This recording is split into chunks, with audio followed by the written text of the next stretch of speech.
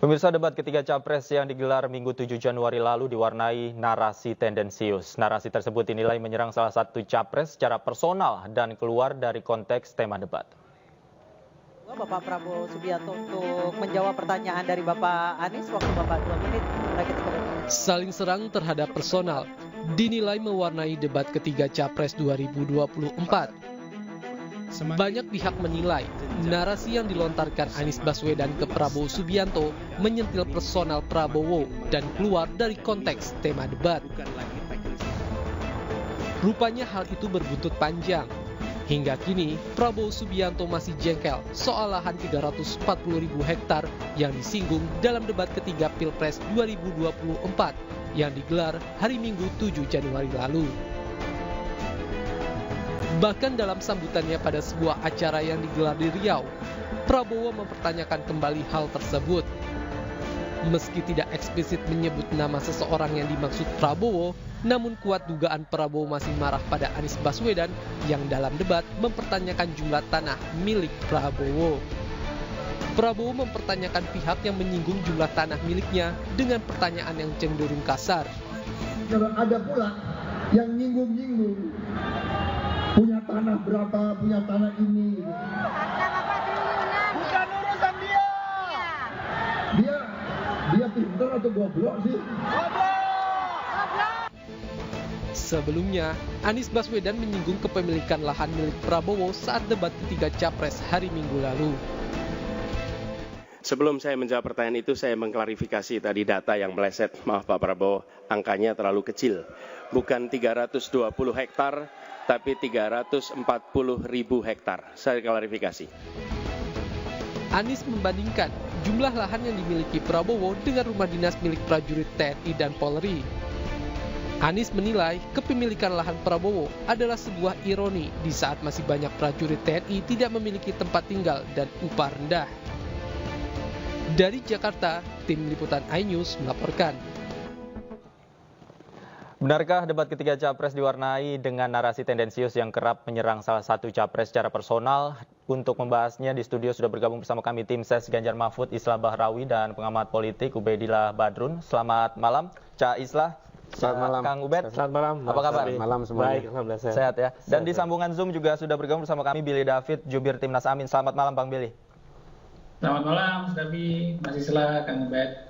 Oke, kami juga sebenarnya sudah mengundang malam hari ini dari TKN Prabowo Gibran untuk ikut serta dalam diskusi kita malam hari ini untuk mengetahui secara terang benderang sebenarnya bagaimana konteks pada debat kemarin. Nah, saya kasih kesempatan Bang Billy. Bang Billy, kemarin itu ada dugaan atau asumsi bahwa narasi yang dilontarkan oleh Anies ini menyerang pribadi. Tanggapan Anda, Bang Billy?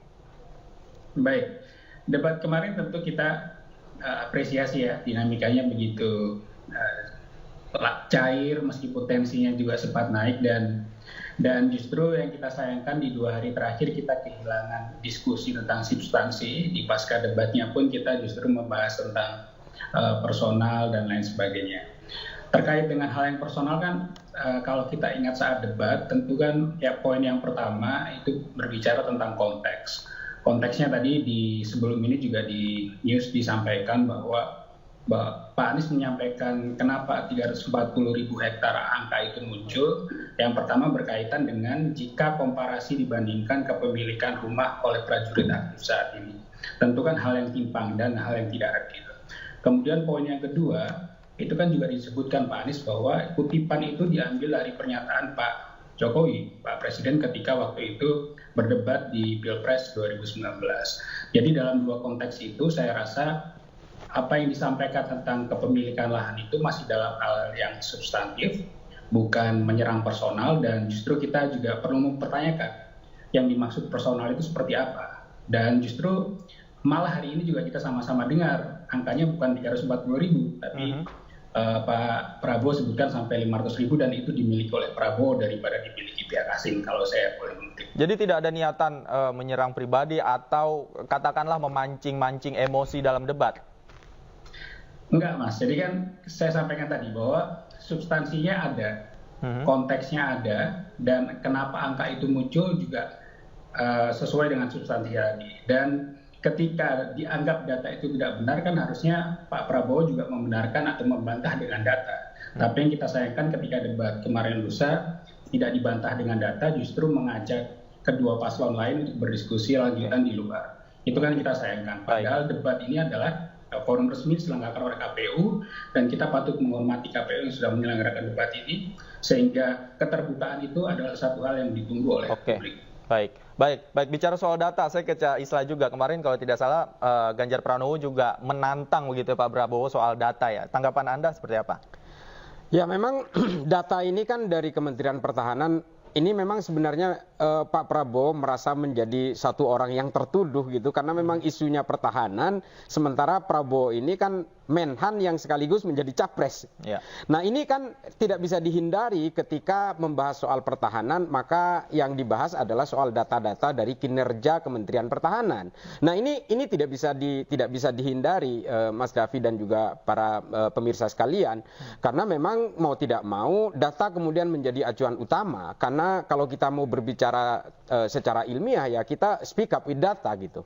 Nah ini nggak bisa dihindari, dan ironisnya memang Pak Prabowo selaku sebagai selaku pejabat Menteri Pertahanan ternyata dia tidak siap dengan data. Mungkin dia siap tapi kemudian dia jadi blank karena terlalu emosi, sehingga akhirnya respon yang diberikan oleh Pak Prabowo ini menjadi ambigu dan tidak menjawab semua persoalan, sehingga Pak Prabowo seolah-olah menjadi orang yang tertuduh. Tapi sebenarnya gampang saja, tinggal jawab aja dengan data-data normatif kan selesai urusan itu. Saya kira begitu sih. Kang Ubed, Anda melihat bagaimana dengan perang narasi yang dilontarkan oleh ketiga pasangan calon pada debat kemarin? Betul nggak kata Cak Isla sebenarnya blank karena kepancing emosi begitu? Ya saya kira kita nggak bisa menafikan ya bahwa memang ada calon presiden yang ekspresinya memang cukup emosional. Tapi saya mau melihat bahwa persoalan itu bisa dilihat dengan 3 poin sebetulnya. Pertama dari sisi teksnya, lalu konteks dan kognisi sosial mereka. Jadi kalau dari narasi itu, teksnya sebetulnya itu standar ya, bahwa masing-masing pasangan calon melakukan semacam kritik tersembunyi dengan menggunakan data-data.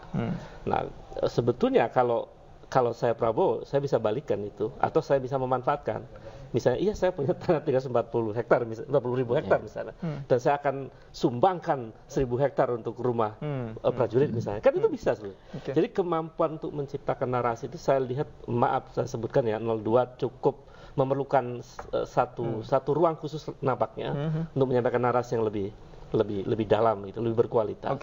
Kemudian dari sisi kognisinya, memang pengetahuan di antara capres itu menurut saya mungkin pengetahuannya mereka sama-sama memiliki pengetahuan yang sama ya soal pertahanan, tetapi kemampuan untuk mengungkap pengetahuan itu dalam situasi debat, saya melihat ada problem di situ. Karena keburu merasa diserang misalnya, keburu merasa ya Mas, padahal belum tentu menyerang kan gitu.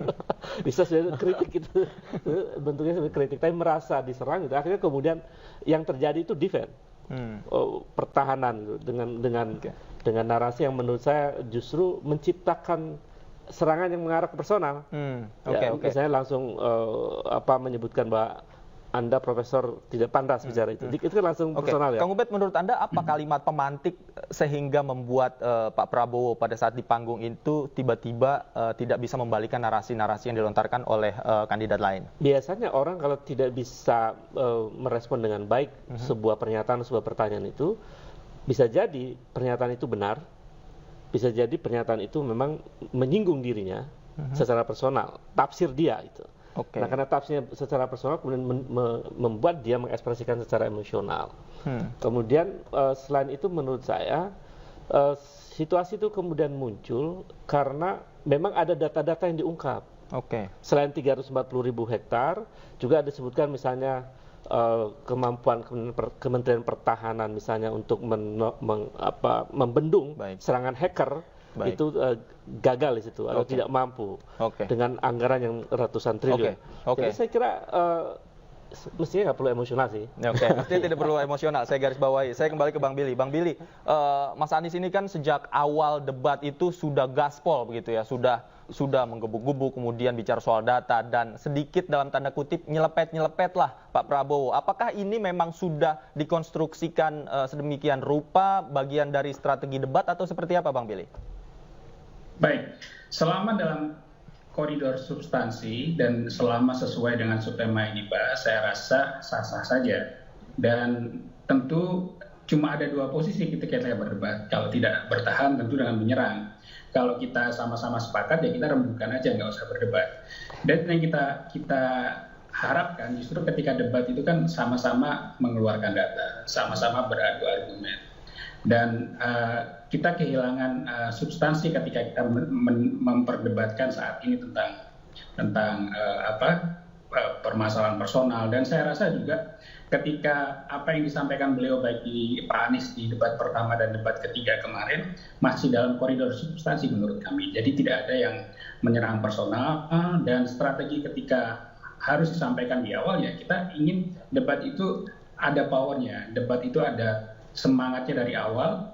Dan kita kemarin juga mengapresiasi Pak Ganjar, ternyata amunisinya disimpan di akhir justru. Dan kita lihat ketika dari awal sampai akhir itu dinamikanya debat berjalan dengan baik, tentu masyarakat juga antusias daripada format saja sudah membosankan, apalagi kita berdebat tentang hal yang membosankan. Itu yang kami lihat. Oke. Cak Islah, ini diapresiasi oleh Timnas Amin. Seperti apa tanggapan Anda? Ya, terima kasih. Memang seolah-olah kesannya kemarin itu menurut kubunya Pak Prabowo bahwa Anies dan Ganjar ini seolah-olah berkoalisi untuk menyerang Pak Prabowo. Sebenarnya tidak ada. Saya ngebayangin kalau jadi timnya Pak Prabowo ini jauh lebih berat dari nyetir tergandeng kalau menurut saya. Memoles seorang Prabowo untuk tampil di depan publik ini kan memang perlu keberanian luar biasa karena tidak berat untuk didengarkan oleh Pak Prabowo dengan karakter seperti Prabowo. Padahal pertanyaan Pak Ganjar kan sebenarnya bisa didapat dari open source, misalnya tentang Global Peace Index atau tentang minimum essential force. Ini kan sebenarnya bisa didapat dari mana aja, dan ini adalah isu-isu yang sangat on stage gitu yang akan muncul nanti di debat seharusnya. Tapi ya dasar Pak Prabowo mungkin karena dia superiority kompleksnya besar, sehingga tim-timnya ini mungkin sudah memberi masukan sedemikian rupa tapi dia nggak mau dengerin gitu. Nah ini kan berat sekali menjadi timnya mereka. Akhirnya apa?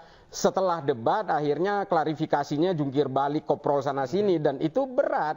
Akhirnya apa yang dilakukan Pak Prabowo? Membuat klarifikasi dan counter attack justru di luar momen debat. Padahal Pak Prabowo beberapa kali juga sepakat loh dengan apa yang disampaikan oleh Pak Ganjar. Ya betul. Dan saya terus terang menyesalkan komentar dari Pak Jokowi ya. Pak Jokowi mengatakan ini personal, keluar dari substansi. Come on, I know what you did last summer gitu. Yang dilakukan dia 2019 kan juga menyerang personal. Nah ini saya menyesalkan sekali seorang presiden mengomentari ini seolah-olah ada keberpihakan terhadap paslon tertentu. I don't like that. Oke. You don't like that. Apakah Kang Ubed juga don't like that atau seperti apa? Ya, I think so. Jadi memang saya melihat perdebatan yang manis itu justru terjadi antara Anies Baswedan dengan Ganjar. Ketika Anies mengingatkan Ganjar bahwa Pak Ganjar ketika bicara soal Laut Cina Selatan tidak menyinggung ASEAN. Kan seperti itu ya. Lalu kemudian jawaban ini Mas Ganjar itu saya kira cerdas secara bahasa. Dia langsung mengatakan akan memperkuat agenda-agenda ASEAN. Jadi dia tidak mengeles begitu loh. Kemudian tidak defend seolah-olah diserang. Enggak. Saya kira itu perdebatan yang menarik sehingga saling mengisi gitu. Begitu dikritik membangun argumen baru yang kemudian memperkuat Mas Ganjar. Sebaliknya Anies juga punya kemampuan itu. Tapi saya kira kita secara akademis melihat bahwa Pak Prabowo memang di situ sisi kelemahan dari Pak Prabowo dalam perdebatan. Jadi menganggap perdebatan itu seolah-olah ngopi bareng gitu loh, kan nggak bisa. Debat itu memang perdebatan ini arena sengaja diciptakan sebagai satu public sphere baru di dalam elektoral kita, dan itu harus dimanfaatkan. Ini berdebat dengan baik dan cerdas. Saya kira itu ya. Oke, pertanyaannya kemudian apakah data-data yang kemarin ditampilkan oleh Ganjar dan juga Anies sudah disiapkan sebelumnya di akhir-akhir menjadi senjata pamungkas? Kita akan membahas lengkapnya usai jeda, pemirsa, masih dengan narasumber. iNewsroom segera kembali, tetaplah bersama kami. Kembali di iNewsroom, pemirsa, saya masih bersama dengan 3 orang narasumber. Saya tadi utang pertanyaan, bagaimana kemudian narasi-narasi yang ada di panggung antara Mas Anies, Mas Ganjar, itu ibarat main bola, ada umpan lambung, kemudian diterima dengan sangat baik. Sebenarnya ini ada rencana sebelumnya atau mengalir begitu saja? Saya ke Cak Islah. Ya, menurut saya ini kan terjadi secara natural di panggung ya, apalagi Mas Ganjar dan Mas Anies ini kan punya pengalaman berorganisasi yang sangat kuat sejak dari zaman mahasiswa. Artinya kalau untuk persoalan-persoalan pergerakan-pergerakan di panggung ini kan sebenarnya udah makanan semua. Yang jadi masalah kan Pak Prabowo ini kan berlatar belakang militer yang semuanya penuh dengan komando-komando sentralistik. Nah, ini yang kemudian tidak dimiliki oleh Pak Prabowo, sehingga seolah-olah Pak Prabowo menjadi common enemy bersama. Padahal tidak, ini semua terjadi karena natural, resiliensi forumnya juga tercipta secara natural, dan kalau Pak Prabowo seandainya berdaya di forum itu, justru Pak Prabowo menjadi primadona panggungnya malam itu. Tapi ya sayang sekali Pak Prabowo sudah terlanjur emosional, dia kehilangan semua literate yang dimiliki seharusnya karena dia seorang praktisi pertahanan, ya akhirnya semuanya menjadi ya luluh lantak semua, jadi jeblok jadinya gitu. Nah ini yang kita sayangkan, seharusnya menarik debat itu. Oke. Yang menarik juga muncul pada saat Pak Anies Baswedan menanyakan skor kinerja Prabowo di Kementerian Pertahanan kepada Ganjar Pranowo, lucunya tidak langsung kepada Pak Prabowo. Nah, apakah pertanyaan ini sudah didesain sebelumnya, Bang Billy? Ya, tentu ketika kita berbicara kuantitatif, termasuk pertanyaan yang diajukan ke paslon lain, tidak ada ketentuan yang melarang kita melakukan hal tersebut. Dan tentu ketika pertanyaan itu dilontarkan, selain juga strategi yang sudah disiapkan oleh tim kami, tentu juga apa yang disampaikan tetap berkaitan dengan subtema yang dibahas. Dan ketika ada jawaban berupa angka kuantitatif dari Pak Ganjar ataupun dari Pak Anies, ya itu merupakan dinamika yang terjadi di debat. Dan tanpa settingan ya? Tanpa settingan, tanpa ada diskusi, tanpa ada kesepakatan sebelumnya, dan bahkan kan Pak Prabowo juga punya kesempatan sebelumnya jika beliau tidak sepakat atau tidak setuju juga. Ketika beliau ada waktu untuk menjawab juga bisa disampaikan seperti tadi disinggung oleh Kang Ubed. Dan kami merasa justru disitulah menariknya debat, di mana masyarakat bisa menikmati debat, dan kejutan-kejutan seperti itu juga yang nanti kita harapkan bisa muncul di debat-debat selanjutnya, karena debat ini kan literasi politik kepada masyarakat yang melihat. Selain dari sisi teknokratis kenapa kita perlu data, dari sisi akademis juga kita perlu pendekatan-pendekatan seperti itu supaya masyarakat juga bisa dicerahkan, oh ternyata ada angka seperti ini, ada angka sekian. Jadi semua orang bisa tercerahkan dan debat bisa dinikmati bukan hanya tentang persaingan politik, tapi juga bagaimana kita kepada masyarakat mendapatkan manfaat secara literasi.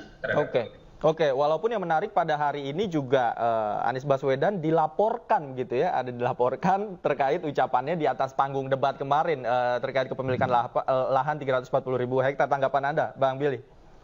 Ya, kami menghormati semua paslon punya hak untuk saling melaporkan, termasuk juga yang terkait dengan debat. Tentunya kita menyerahkan kepada KPU dan Bawaslu yang akan mengolah laporan tersebut. Tapi kami juga dari tim hukum nasional Timnas Amin juga pasti akan mengambil langkah-langkah strategis, termasuk juga menghadapi pelaporan tersebut.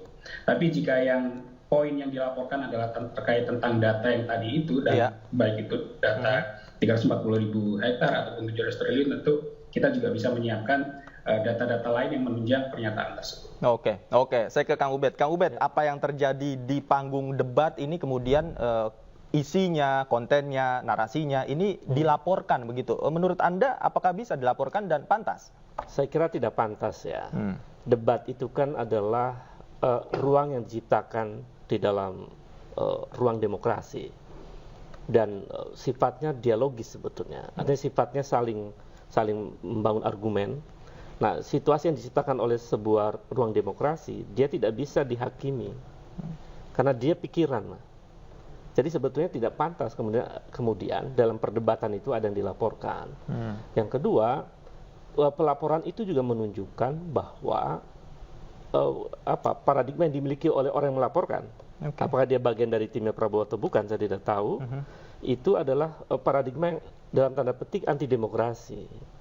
Jadi kalau kemudian proses demokrasi dilawan dengan satu langkah yang anti demokrasi dengan melaporkan, saya kira ini kemunduran demokrasi, dan itu bisa jadi justru makin blunder buat Prabowo.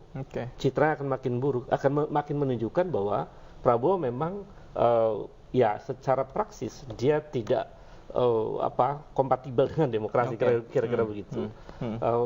Saya kira itu, Mas, karena kalau lapor-melapor itu dalam demokrasi sangat tidak tepat. Nanti jangan sampai ujungnya adalah saling lapor begitu ya, debat berikutnya dilaporkan. Dan itu nggak sehat. Pak Jokowi juga dulu dilaporkan loh, Kang Ubed. Pak Jokowi dulu dilaporkan oleh kubu Prabowo terkait isu yang sama juga. Itu kan problem. Kalau kemudian data keliru kan tinggal di kantor dengan data yang menurut versi mereka. Jadi data harus dilawan dengan data, analisis dengan analisis, bukan data dilawan dengan laporan. Argumentasi juga harus dilawan dengan argumentasi yang kuat ya, basisnya dengan data begitu ya. Sekali lagi pemirsa, sebenarnya kami sudah mengundang TKN Prabowo Gibran untuk ikut serta dalam diskusi kita malam hari ini, namun hingga kini belum ada respon dari TKN Prabowo Gibran. Saya ke Ca Islah. Anda sepakat dengan apa yang dikatakan Kang Ubed? Sebenarnya argumentasi ya tidak boleh dilaporkan, apalagi dalam forum resmi panggung debat. Jelas sekali. Jadi ini adalah bagian dari spektrum demokrasi yang harus kita jaga. Kalau kita lihat ya, apalagi Pak Jokowi bilang ini terlalu personal, tidak substantif.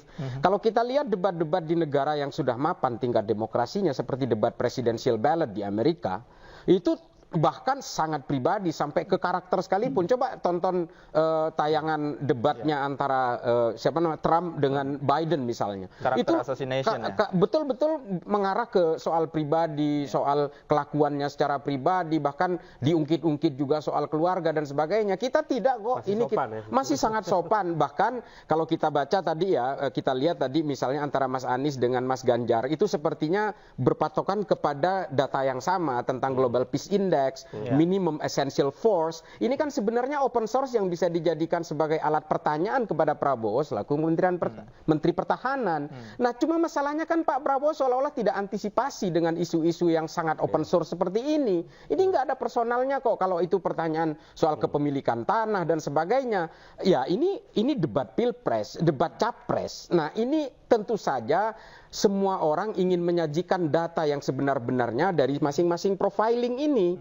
Nah, ini kan seharusnya tidak boleh dikatakan sebagai ini personal. Kalau saya mengatakan, wah Pak Prabowo ternyata tidak punya bini misalnya, ini mohon maaf ya, ini mungkin terlalu personal, tidak ada hubungannya dengan isu pertahanan. Di luar konteks. Iya, di luar geopolitik dan sebagainya. Tapi ini semua masih dalam koridor-koridor isu yang memang sudah ditanamkan oleh KPU malam itu. Menurut Anda seberapa signifikan debat kemarin ini akan berpengaruh pada konstituen dan akan jalannya di debat-debat berikutnya? Saya kira ini Mas Davi, dulu tahun 2019 ada riset yang mengatakan tingkat signifikansinya dari debat ini hanya 2%. Tapi waktu itu tidak ada institusi yang menyiarkan secara streaming lewat YouTube misalnya. Dulu itu tahun 2019 pengetahuan saya itu hanya streaming dari media-media mainstream. Tapi hari ini semuanya menayangkan itu secara streaming. Jadi artinya diaspora tayangan itu bisa dinikmati siapa saja. Oke, saya catat bisa dinikmati siapa saja. Bang Billy, Anda sepakat bahwa ini akan berpengaruh signifikan?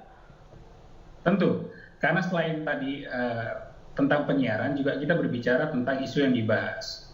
Dari setiap debat kan isu yang berbeda dan banyak sekali misalkan kita ingin menggait swing voter atau menggait Gen Z dan milenial, dan isu-isu tersebut juga saya rasa sangat diminati karena penduduk kita itu tidak masyarakat kita itu tidak seapatis itu terhadap politik. Bahkan di diskusi-diskusi di warung kopi, menurut pengalaman teman-teman di lapangan yang di daerah juga mendiskusikan ini. Jadi kita merasa ini yang sangat efektif. Apalagi kedua kita berbicara tentang kemarin yang Youthing Research sempat melakukan riset. Kami pun mendapat angka yang cukup signifikan secara elektoral meningkat 1% dan itu saya rasa juga dipengaruhi oleh cukup efektif ya. Oke, saya garis bawahi. Terakhir, Kang Ubed, apakah Anda setuju bahwa ini signifikan mempengaruhi dan nanti jalannya akan seperti apa? Singkat saja, Kang Ubed. Saya kira jangan lupa bahwa debat itu juga disebar di media sosial. Jadi media sosial itu dalam beberapa riset pengaruhnya cukup signifikan. Hampir 20%, Mas. Jadi kalau misalnya dia pengaruh debat itu sendiri adalah 2%, tapi saya kalkulasi dengan melihat media channel-channel yang seperti YouTube dan lain-lain, itu saya hitung sampai hampir 5% sekarang. Oke. Ya, Jadi artinya ada kenaikan signifikan. Karena itu saya meyakini bahwa debat memberi pengaruh cukup signifikan dalam proses elektoral. Baik. Saya kira itu, Mas Taufik. Baik, dan itu sangat berpengaruh ya. 2% sampai 5% ini angka yang cukup besar sekali ya. besar sekali. Apalagi dalam konteks 3 paslon begitu ya. Baik. Terima kasih Bapak-bapak, sayang sekali waktu kita sudah habis. Terima kasih Cak Isla sudah hadir di studio. Kang Ubed juga terima kasih banyak. Bang Billy terima kasih banyak sudah meluangkan waktu bersama kami di iNewsroom. Pemirsa jangan kemana-mana, usai jeda iNewsroom masih akan kembali dengan informasi KPU copot anggota sekretariat PPS di Blora yang bagi-bagi kaos caleg. iNewsroom segera kembali.